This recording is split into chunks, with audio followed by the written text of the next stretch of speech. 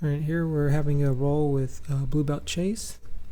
He likes the pressure pass, so he's really applying a lot of pressure to my legs and to my hips, using his head, using his shoulders, pinning my legs, running across.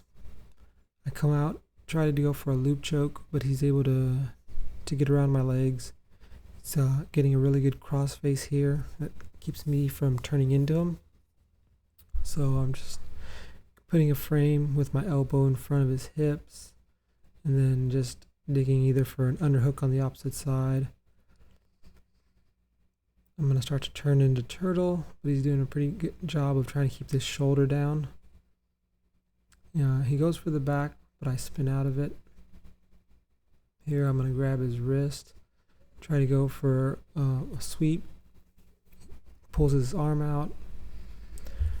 I feel usually pretty comfortable in turtle, so again, if I'm really defensive, I'll be down. If I'm more concentrated on escaping, I'll be kind of high. I was able to turn into him. He has me in half guard, so I'm just concentrating on getting his knee shield out of the way. Starting to do a leg lace. He has his one hook in, but it looks like I'm trying to peel that out. I'm pinning his knee to the ground.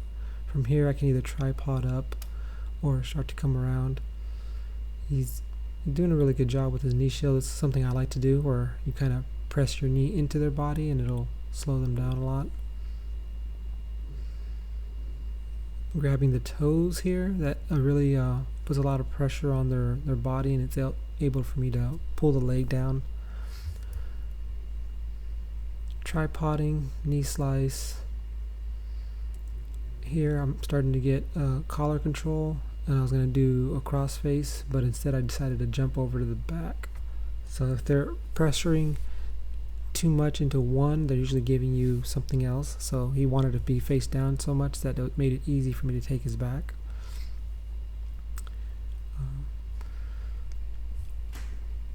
Getting my inside hook in. Let's try to take the back here. I have my seatbelt control, and then I was able to get the second hook in. Using my hips to kind of extend his body away.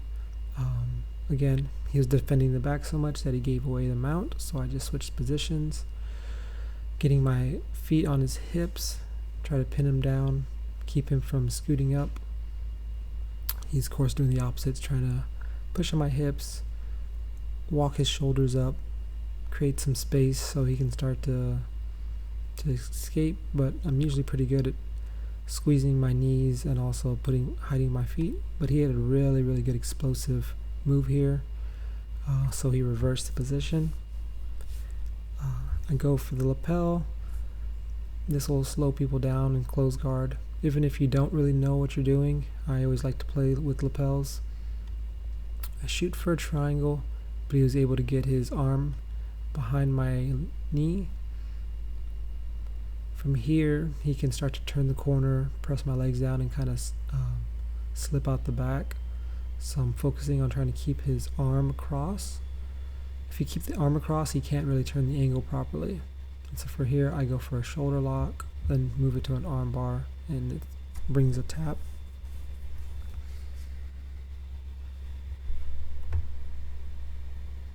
If you go for a triangle and they fight the triangle so much that usually they're going to give up either a shoulder lock or a arm bar, so that's always pretty good. Instead of just trying to go for one submission, you're attacking 2 or 3 different.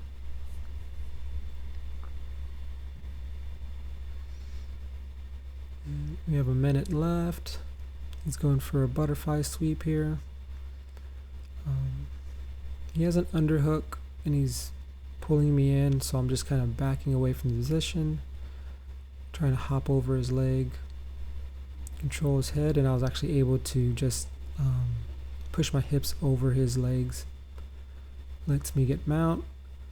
I put my lapel on one side of his head. From here, all I gotta do is walk my body around and put my head to the other side for a choke, but Chase knows it's coming, so he's really blocking it, and he's gonna peel that lapel away from it.